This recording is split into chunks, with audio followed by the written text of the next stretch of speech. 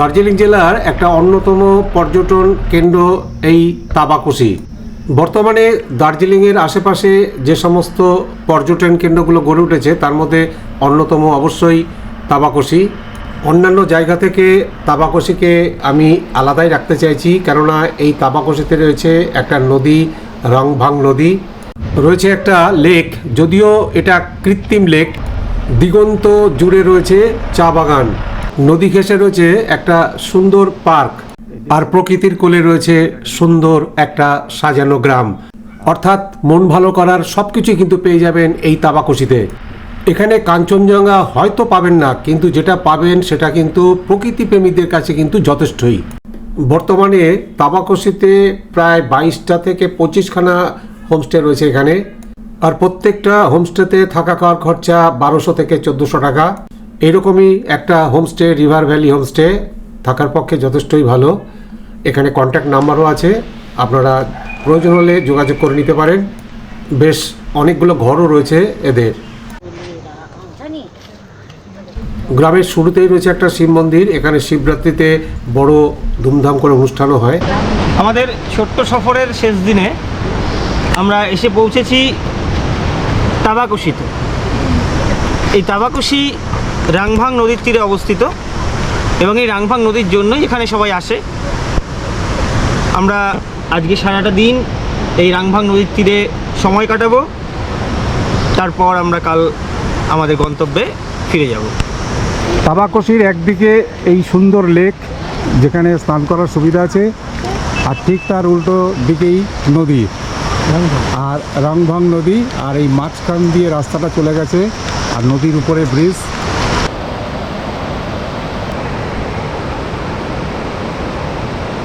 ছোটোখাটো একটা পার্কও রয়েছে লেকের পাশে। এখানে খুব একটা পর্যটকদের ভিড় নেই, খুবই কম, খুব অল্প সংখ্যক পর্যটকই আমাদের চোখে পড়ল। তবে এই তাবাকুশি উচ্চতাটা অনেক কম হওয়াতে এখানে তুলনামূলকভাবে ঠান্ডা কিন্তু অনেক কম। রাংভাং নদীর উপরে এই ব্রিজ, গাড়ি চলাচলের রাস্তা। জল কম, কেননা এখন তো বর্ষাকাল নয়, তাই জল অনেক কমে গেছে, কিন্তু জলের গতি কিন্তু রয়ে গেছে। টিকিট কাউন্টার পার্কে প্রবেশ করার জন্য।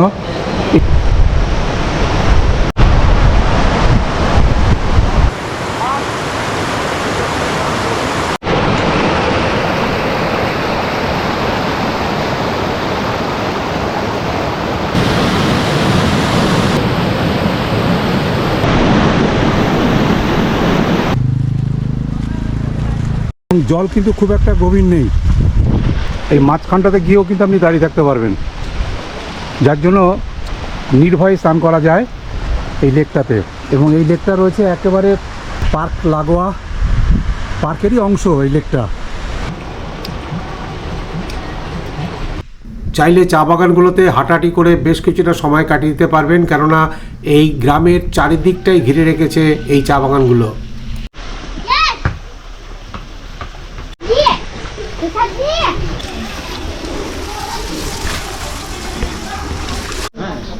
চা বাগান ঘুরে আমরা এখন গ্রামটাও একটু ঘুরে দেখাচ্ছি। এই দেখছেন অল্প একটু জায়গার মধ্যে একটা ছোট পুকুরও করা আছে, এবং এই পুকুরে কিন্তু মাছও রয়েছে। হ্যাঁ, দেখতে পাচ্ছি, হ্যাঁ, ওই যে ভেতরে নিচে রঙিন মাছ। দারুণ দারুণ দারুণ দারুণ। এই এই এই যে গাছটা, এই গাছটার নিচটায় একদম এই গাছেরই শেকড়, আর শেকড়গুলো আমার মনে হয় বলতো নিচে মনে হয় কিছু এই কংক্রিট করে দিয়েছে, তো ভিতরে ঢুকতে পারছে না, আশপাশ দিয়ে ঘুরে বেড়াচ্ছে। না, আমার মনে হয় তখন দা এইটা মনে হয় মাটিতে ঢোকেও না, সেরকমও হতে পারে। এরা দেখো একদম উপর থেকে যেটুকু ফাঁকা জায়গা রয়েছে সেখানেই কিন্তু তারা অর্গানিক চাষ করছে। এখানেই যা সবজির উৎপাদন হয় সেইটাই কিন্তু এদের সারা বছর চলে যায়। গাছের কাটিং দেখেছেন, এখানে চলে আসুন। আমার মনে হয় এগুলো এরা নার্সারিও, এরা বিক্রিও করে মনে হয়। আচ্ছা, দারুণ দারুণ, এগুলো সম্ভবত এরা বিক্রি করে। দারুণ দারুণ, দেখ কি সুন্দর গাছগুলো।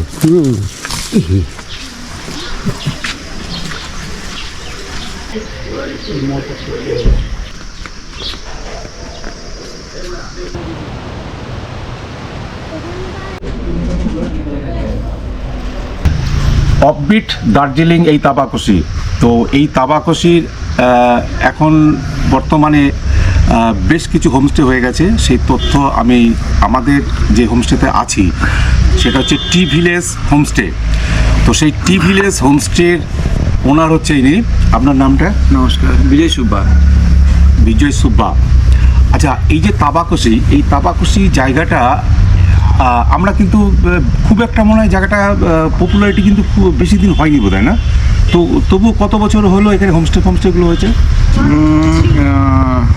শুরু হয়েছিল আপনার 2014-য়।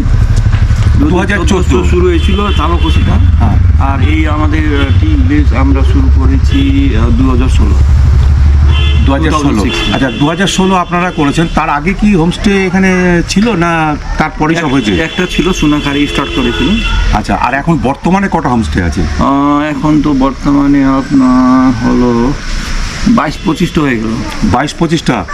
তো শুনেই নিলেন যে এখন এই তাবাকসি মানে অফবিট থাকলেও এখন কিন্তু আর অতটা অফবিট নেই। এখন কিন্তু প্রচুর পর্যটক আসে এবং 22-23টা হোমস্টে অলরেডি হয়ে গেছে। এবং সিজনে অনেক সময় এমনও হয় যে এখানে এসে ঘর পাওয়া যায় না, সেটাও কিন্তু হয় বিশেষ বিশেষ দিনগুলোতে। এবং আমি কিছুক্ষণ আগেই উনারই যে ম্যানেজার তিনি বললেন যে ডিসেম্বর লাস্টে এবং জানুয়ারি ফার্স্টের অলরেডি কিন্তু বুকিং হয়ে গেছে। এই তাবাকসির নামটা কিভাবে হলো সেটা একটু বলুন তো।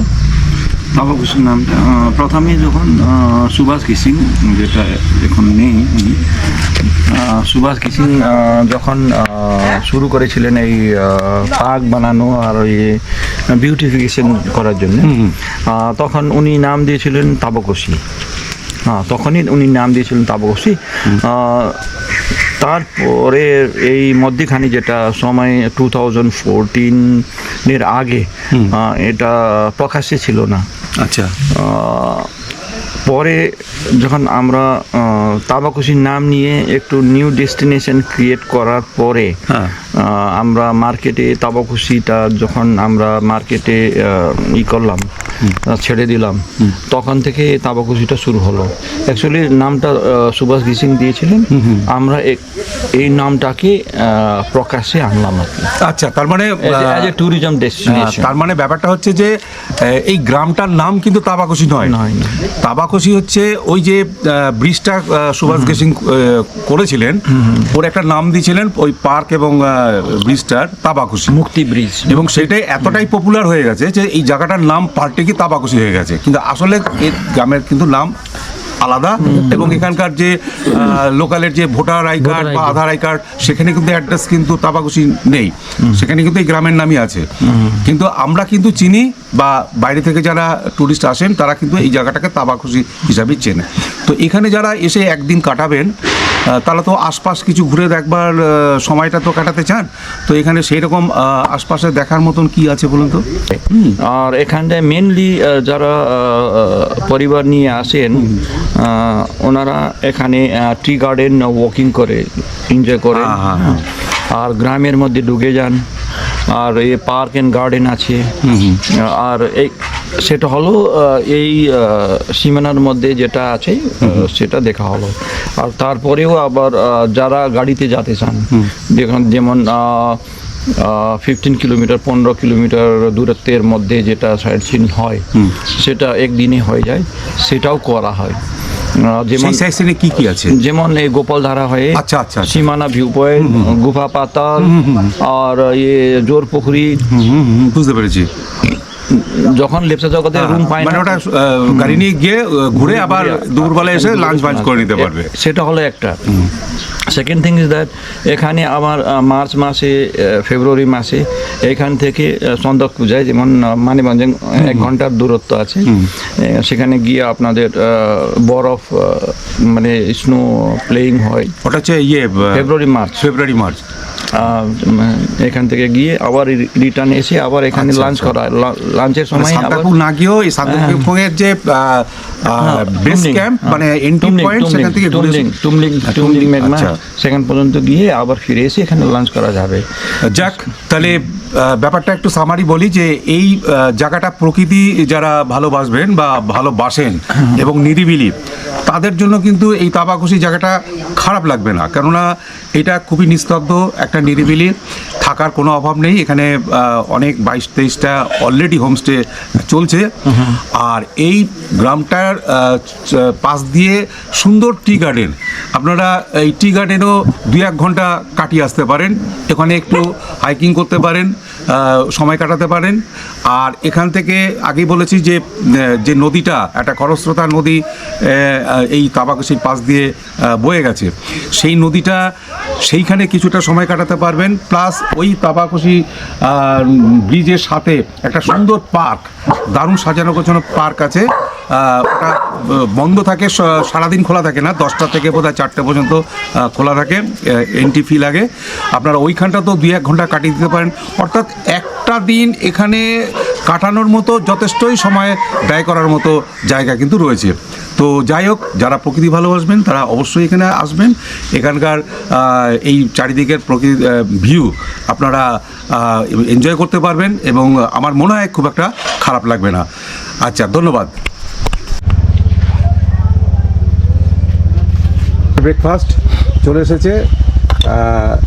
এই ব্রেকফাস্টে আমরা যেরকম বলেছিলাম সেরকমই করে দিয়েছে, রুটি, তারপরে একটা সবজি আছে সম্ভবত আলু, ডিমের অমলেট, চাটনি, আর এটা হচ্ছে ধনে পাতা, টমেটো, পেঁয়াজ দিয়ে। আচ্ছা, ঠিক আছে।